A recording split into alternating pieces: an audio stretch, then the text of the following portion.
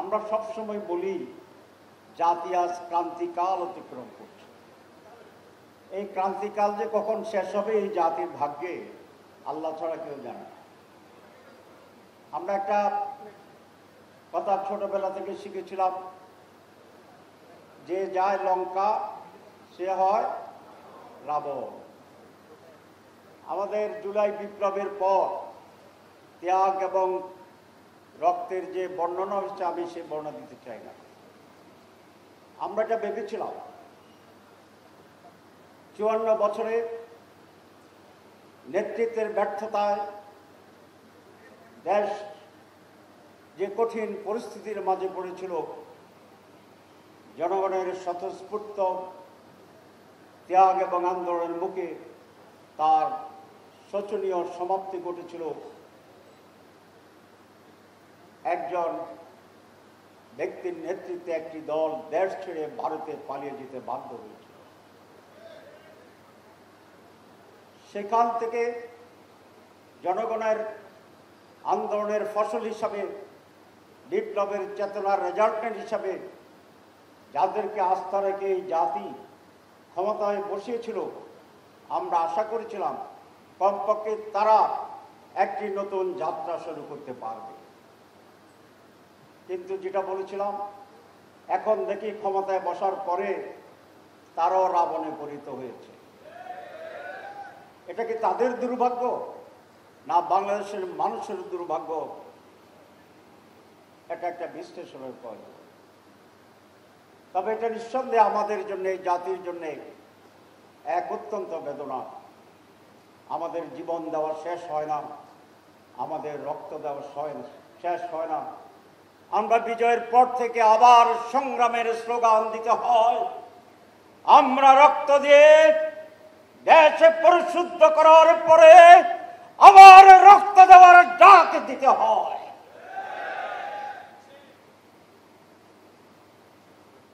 সংগ্রামী উপস্থিতি, এই কথা পরিষ্কার, সকলে একই কথা বলছে, ৩-৪টা কথা। সহজেই তো নতুন পয়েন্ট থাকে না, যোগ করে যা হয় তাই বলতে হয়। প্রথম কথা যেটা আমরা বলেছি, সুষ্ঠু নির্বাচন হতে হবে। এটার সাথে কি কারো দ্বিমত আছে? আমরা যখন বলি সুষ্ঠু, অবাধ, নিরপেক্ষ, উৎসবমুখর, জনগণের অংশগ্রহণমূলক নির্বাচন হতে হবে, তখন এক পক্ষ বলে তারা নির্বাচন চায় না। তাহলে তারাই কি নির্বাচন চায়? যারা নির্বাচন সুষ্ঠু এর বিরোধী, অবাধ নির্বাচন তার বিরোধী, রাতের ইলেকশনের পক্ষে, সুতরাং তারাই নির্বাচন নিয়ে ষড়যন্ত্র করছে, যারা সুষ্ঠু অবাধ নির্বাচন অনুষ্ঠানে বাধা তৈরি করছে। এই খেলার চলবে না। ২, আমরা বলেছি রিফর্ম করতে হবে, সংস্কার করতে হবে। মাননীয় প্রধান উপদেষ্টা বলছিলেন সংস্কার, দৃশ্যমান বিচার, তারপরে নির্বাচন। আমরা তো আপনার কথাই আছি। সংস্কারের জন্য আপনি কমিশন করেছেন, আমরা বসেছি বারবার, আমরা ঐকমত্যে পৌঁছেছি। এখন এটার বাস্তবায়ন, এটাই আপনার দায়িত্ব। আপনি বাস্তবায়ন না করে তারিখ ঘোষণা করে দিচ্ছেন, ভালো। তারিখের ব্যাপারে তো আমরা দ্বিমত পোষণ করছি না। আমি অনুরোধ করছি তারিখ আগাইয়া এটা 13 ডিসেম্বর করে। জামাত ইসলামী স্যার আগামী 13 ডিসেম্বর 2025 নির্বাচন হোক। অসুবিধা আছে? আমাদের কোনো অসুবিধা নাই।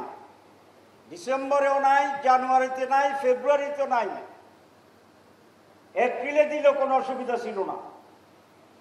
আমরা সবসময় নির্বাচনের জন্য প্রস্তুত। আপনি বলেছেন সংস্কারের পর নির্বাচন। তাহলে এখন সংস্কার নিয়ে টাল বাহানা কেন? আমরা কি 30 দিন চড়ুইবাতি খেলতে গেছিলাম? এটা কি হাডুডু খেলা ছিল? খেলা ছিল? আমরা তো সিরিয়াসলি নিয়েছি। আপনি যদি খেলা মনে করে আমাদেরকে এঙ্গেজ করেন তাহলে আপনি ঠিক করেন নাই। আমারও ভালো শব্দ বলতে পারতাম, কিন্তু সোজা কইতেছি, মাগরিবের সময় হয়ে গেছে। যে ব্যাপারে ঐক্যমত্য হয়েছে সেটি আপনাকে অবশ্যই বাস্তবায়ন করতে হবে নির্বাচনের পূর্বে। আর যদি যারা না করে, যারা সংস্কারের বিপক্ষে, এরা নির্বাচনের বিপক্ষে। যারা সংস্কারের বিপক্ষে তারা জেনেতন নির্বাচনের পক্ষে। যারা সংস্কারের বিপক্ষে, হাসিনা রাতেই শেষ করেছিল নির্বাচন, কতগুলো এমপি 900 বানিয়েছিল। এরা কি ছিল এমপি দিবা না এমপি 900? এমপি 900 বানিয়েছিল। আপনারা ভাবছেন আপনারা ফজরের পরে 8টার আগে সেই অবস্থায় চলে যাবেন, ভোট শেষ হয়ে যাবে। এটা হবে না, এটা হবে না।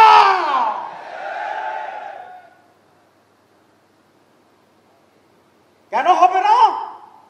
জনগণ, যে জনগণ আপনাদেরকে গদিতে বসাইছে, সেই জনগণ এখনো মরে নাই, চেতনা যায় নাই। অনেকে ভাবছেন আমরা বিভক্ত হয়ে গেছি আর চেতনা নাই। আছে।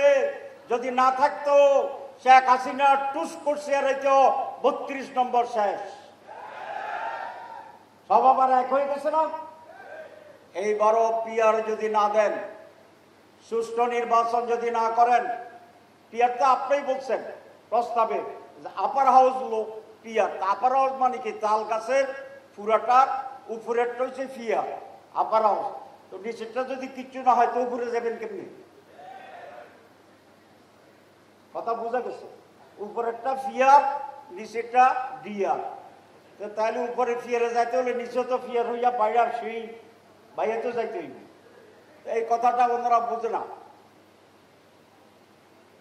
এই মুহূর্তে দরকার পিয়ারের সরকার, এটা এখন স্লোগান। আর ওনারা বলে আমরা ডেমোক্রেসি বিশ্বাস করি। ডেমোক্রেসি মানে হচ্ছে অধিকাংশ মানুষের মত। তো পিয়ারে তো 72% মত দিছে।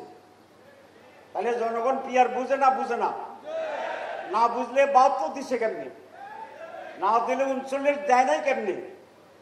তাহলে বুঝে তো বুঝে এই তো 71 ভাগ দিছে। তো 71 ভাগ দিলে এটা মেজরিটি, এটা তো গণভোট। গণভোট হয়ে গেছে পিয়ারের ব্যাপারে।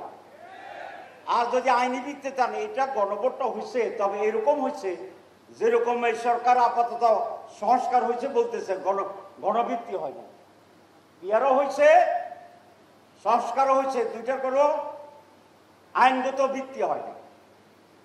এই জন্য পিয়ারকেও গণভোটে দেন, সংস্কারকেও গণভোটে দেন, নির্বাচন কয় তারিখে হবে এটাও গণভোটে দেন। সবটা মিলে একটা প্যাকেজ গণভোট করেন। জনগণ যাহা বলিবে আমরা তাহাই মানিয়া নিব। আমরা কি ডেমোক্রেসির কথা বলছি না স্বৈরতন্ত্রের কথা বলছি? ডেমোক্রেসি। আর যারা মেজরিটিকে না মেনে ক্ষমতায় যেতে চায়, এটার নাম কি? ফ্যাসিবাদ, স্বৈরাচার। আমাদের বন্ধুরা যখন বলে যে আমরা ক্ষমতায় গিয়ে এটা পূরণ করব, তখন আমি খুব ভয় পাই। কেন ভয় পাই? আপনারা যে ক্ষমতায় যাবেন এই গ্যারান্টি পাইলেন কোথায়? এই গ্যারান্টি তো হাসিনা পাইছিল। হাসিনা আগেও জানতো ভোট ছাড়া আমি এমপি, আমি সরকার। সেটা সেজন্য সে আগে বলে দিতে 41 পর্যন্ত সে প্ল্যানিং ঘোষণা করে দিছে।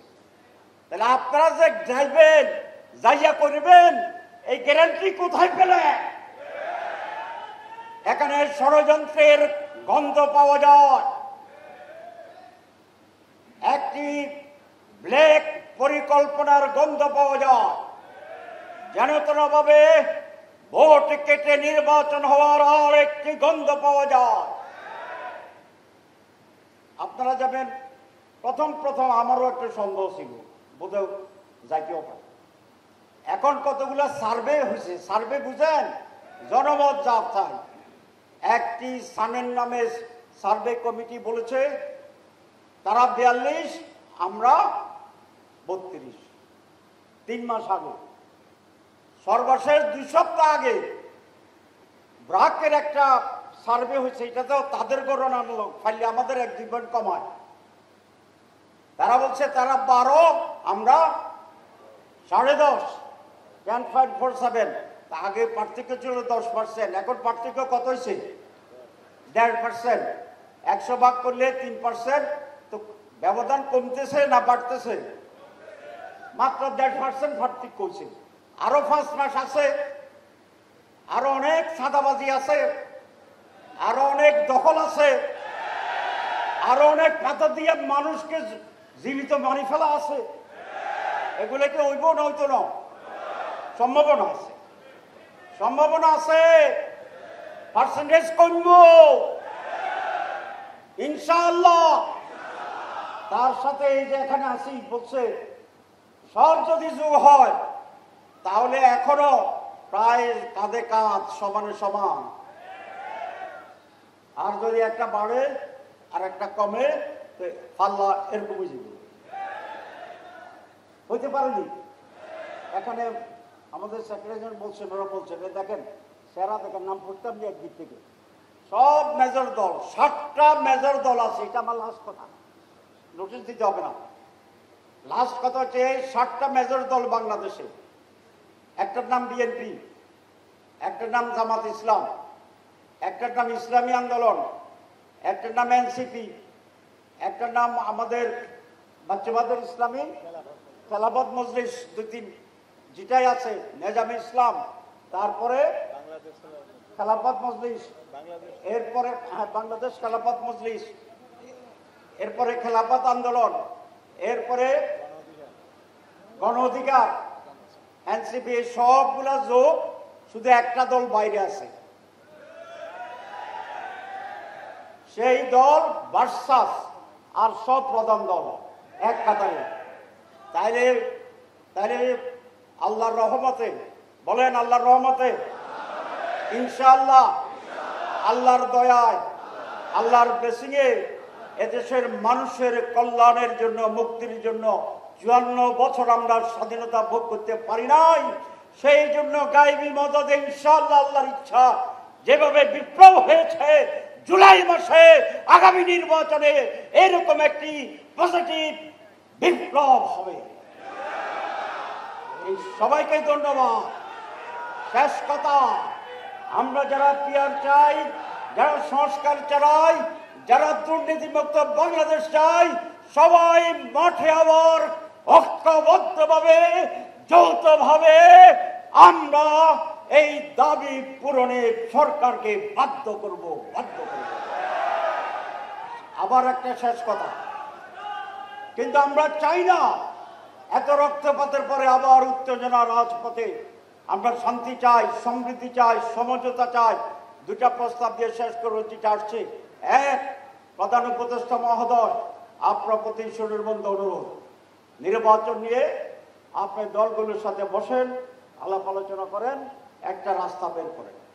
আর বিএনপি সহ সকল দলের প্রতি অনুরোধ, মেজর দলগুলো আসেন, আমরা ইন্টার পার্টি দলে দলে ডায়লগ করি, আলাদাভাবে আমরা সকল দিল মিলে রাউন্ড টেবল করি, করে সত্যিকার অর্থে কাঙ্ক্ষিত বাংলাদেশ গড়ার জন্য একটি সুন্দর রাস্তা, সমঝোতা আমরা আসি এবং উৎসব মুখর একটি নির্বাচন এই জাতিকে উপহার দেওয়ার জন্য চেষ্টা করি। সবাইকে ধন্যবাদ।